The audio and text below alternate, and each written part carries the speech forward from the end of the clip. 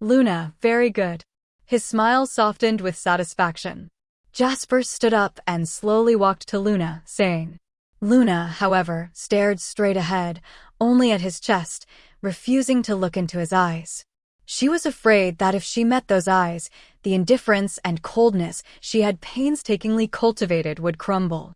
She wanted to scream. A month ago, at Jasper's manor. On the day Luna graduated from university, that devilish man returned to the manor and brought her to H City to be his secretary and bodyguard. To test her, he gave her a task, to seduce Eliot, the president of the Eliot Group, become his lover, and ultimately assassinate him. That night, the man she happened to see sitting alone smoking in a corner of the Blue Bar was Eliot. He had been a fierce competitor of Jasper in the business world, and the one who had followed Luna in the villa area a month ago was one of his men. Perhaps it was that face that gave Luna an absolute advantage.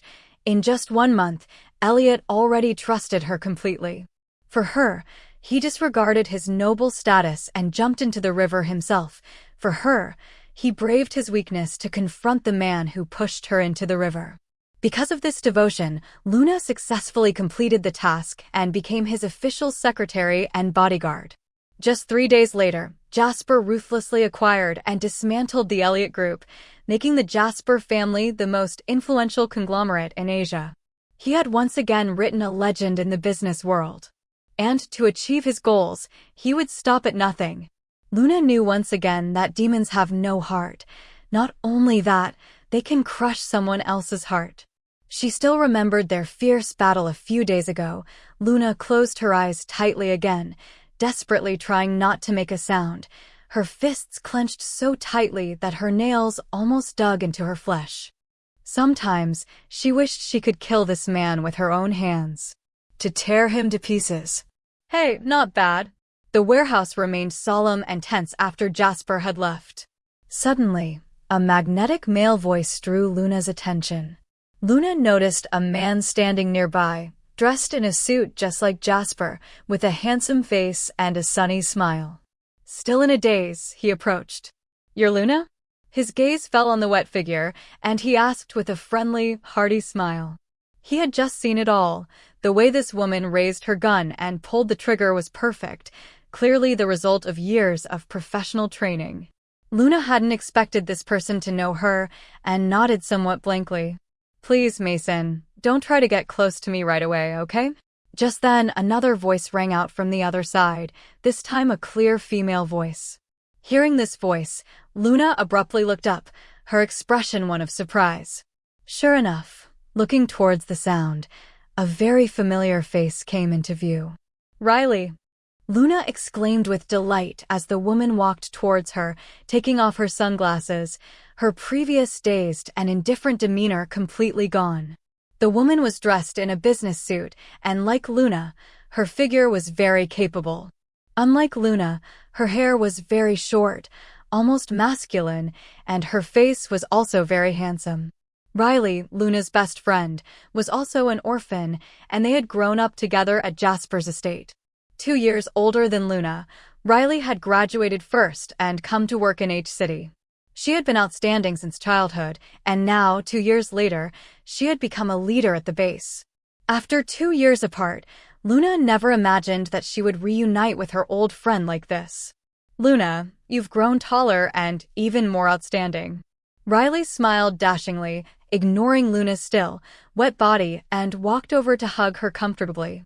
He then took off his coat and draped it over Luna.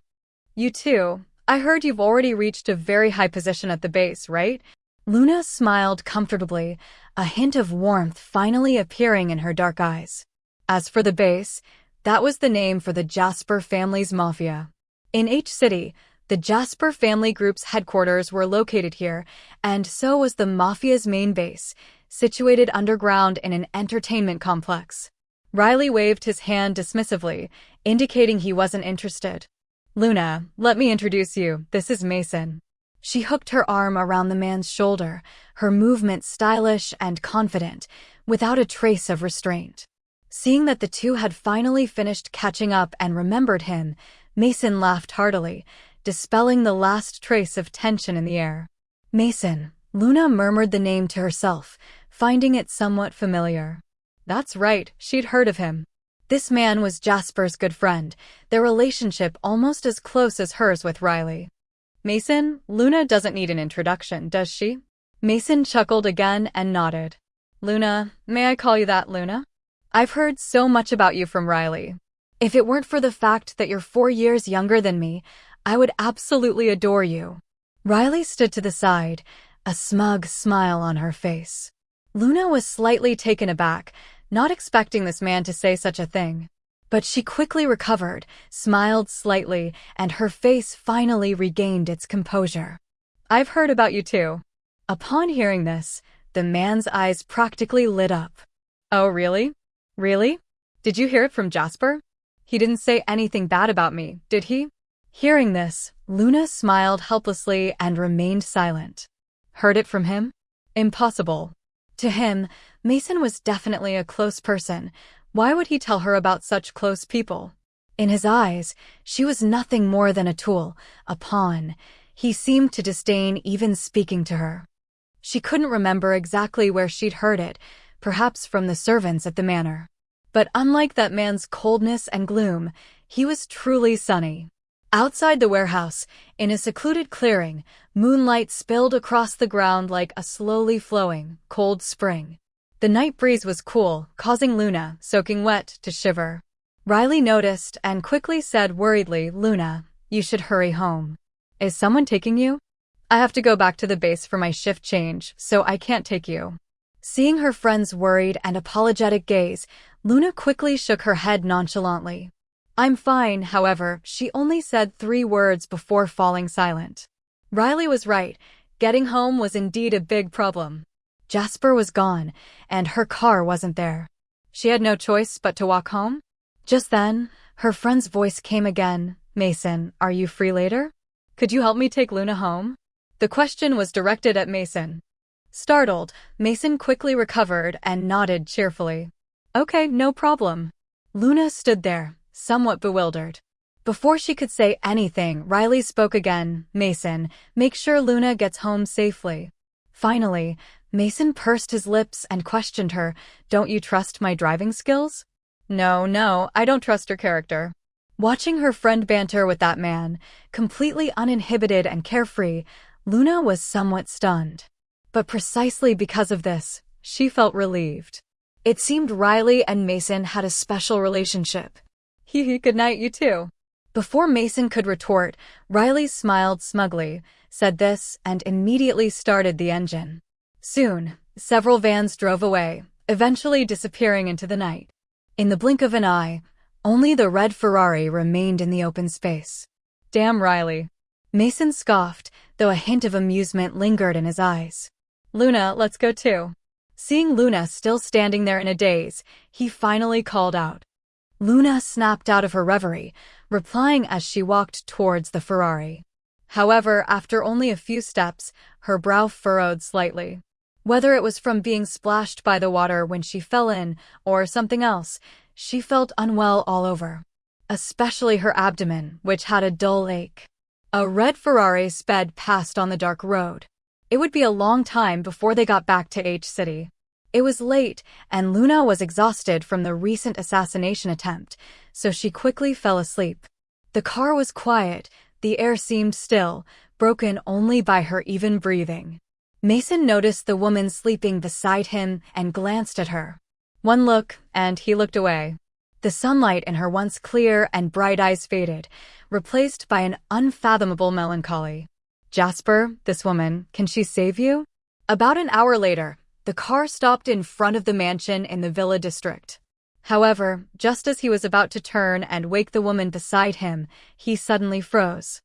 Moonlight streamed in through the car window, illuminating her serene sleeping face, giving her an unusually delicate beauty. Her straight, jet black hair was almost dry, gleaming coldly in the moonlight. She was sleeping soundly, her thick eyelashes trembling slightly, casting a dense shadow on her face. Suddenly, he couldn't bear to wake her. However, because he had things to do later, Mason reluctantly called out softly, Luna.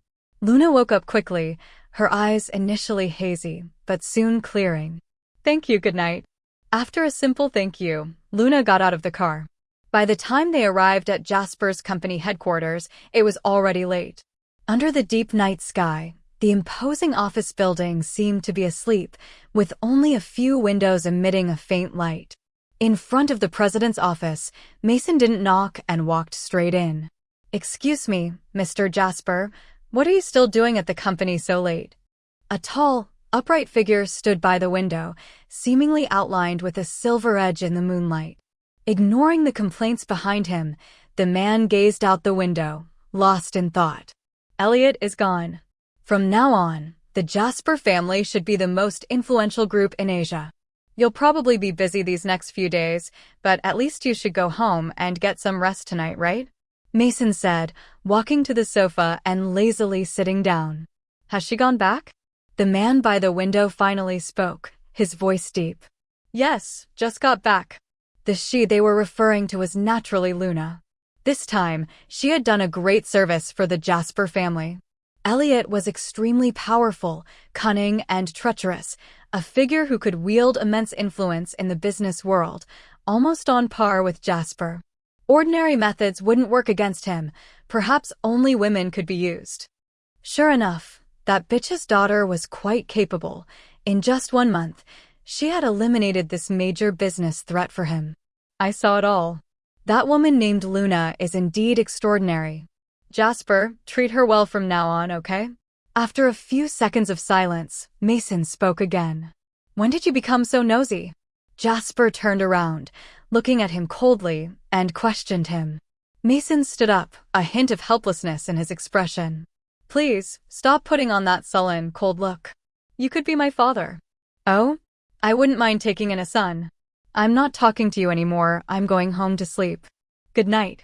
The door slammed shut, leaving Jasper alone in the room, silence filling every corner. Turning back, he gazed at the cold moonlight outside the window, a disdainful, icy smile slowly creeping onto his face. Treat her well, treat Luna well? She doesn't deserve it. The house was silent. Jasper stepped out of the elevator and headed straight up the stairs, where it was equally quiet. He passed her bedroom and went straight to his own. The moonlight was exceptionally bright tonight. Even without the lights on, everything was clearly visible. A reflection suddenly stung his eyes. It was the reflection from a glass, framed photograph on the bedside table. He walked over and gazed silently at the person in the photo, his deep eyes becoming even more unfathomable. Suddenly, a burning desire surged within him. Damn it, he suddenly wanted to release. Luna, who had been sound asleep, was suddenly awakened and realized a tall, muscular body was pressed tightly against her. The man's shower scent filled her nostrils, mixed with his wild and alluring aroma, and her breath caught in her throat. Since you're awake, cooperate with me. Seeing Luna awake, Jasper slowly raised his head, uttering these words in a wild and domineering manner. Luna's mind went blank for a moment, and a curse almost escaped her lips. Wait. However, just as Jasper parted her legs and was about to thrust into her, she suddenly spoke anxiously. She had been feeling unwell since earlier, and even a hot bath hadn't helped. She had finally fallen asleep, only to be woken up by him. Now, the dull pain was getting worse. Her abdomen ached, as if something was churning inside. However, Jasper's eyes were already red, and seeing her say, wait, at this crucial moment, he couldn't help but glare at her impatiently. What, you're disgusted with me? Seeing her surprised expression, Jasper's lust vanished instantly, but he didn't release her. Instead, he gripped her chin. Now that you have Eliot, your new love, you're starting to despise me, aren't you? Too bad, he's dead. I won't let you be a widow, and you still despise me? His tone was exceptionally cold, instantly freezing the air. Luna stared at him blankly, her throat tightening, unable to utter a sound. Suddenly, she remembered everything that had happened a few hours earlier, and she clenched her fists. Ignoring the excruciating pain in her abdomen and disregarding the man's coldness and deadly intent, she gave a stubborn smile. Compared to you, who pushed me off the bridge without hesitation, he who jumped in to save me is indeed much better. Her tone was even colder. Sure enough, the hand gripping her chin tightened instantly, and a sharp pain shot through her, but she felt no fear. She didn't know what Eliot was like in the business world, how cunning and treacherous he was. She only knew that he was genuinely good to her. And besides, she had never been intimate with him. He wanted her, but she always politely refused, citing the time being too short. He never forced her. And just now, this damned man had made her exploit that man's sincerity and eliminate him. Jasper, I don't despise you, I hate you. I hate you to the core. No one knows how her heart trembled, how much pain she felt the moment she pulled the trigger. Between our bodies, which one brings you more pleasure? Jasper asked, his voice both wicked and icy, as he increased the pressure on her. A sharp pain shot through Luna's abdomen again, this time causing her vision to blur and cold sweat to bead on her forehead. She tried to push him away, but she was powerless. She could only cry out in anger, Jasper, let me go. However, these words only fueled Jasper's even more frenzied possessiveness. I won't. He coldly uttered 3 words, spreading her legs again, intending to thrust in forcefully. But in that instant, in the dim light, he clearly saw a pool of bright red blood seeping from between her legs. Like being doused with cold water, he froze, all desire gone.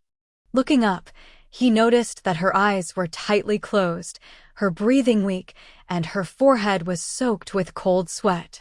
Seemingly in extreme pain, she curled up, rolling around and groaning weakly. Luna, Luna. Jasper seemed flustered, calling her name loudly, but received no response. This damned woman, couldn't she just say she wasn't feeling well? And she insisted on putting on that stubborn act, arguing with him head on. Realizing what was happening, Jasper quickly got out of bed, covered her tightly with the blanket, and then put on a bathrobe and left her room. In his own bedroom, he quickly changed his clothes. When he returned, half an hour had passed. She was still rolling around in pain on the bed. Luna, get up, drink this cup of brown sugar water. While placing the perfectly warm cup of brown sugar water on the bedside table, Jasper lifted a corner of the blanket and helped Luna sit up. The woman was soaking wet. He'd heard that drinking brown sugar water was good for women in these situations. In excruciating pain, Luna wanted to scream, but no sound came out, only weak groans escaped her lips. In a daze, she heard someone calling her. She struggled to open her eyes and saw a pair of deep, dark eyes. At the same time, she saw a hint of anxiety in those eyes. She was somewhat disoriented, thinking the pain was causing her to hallucinate.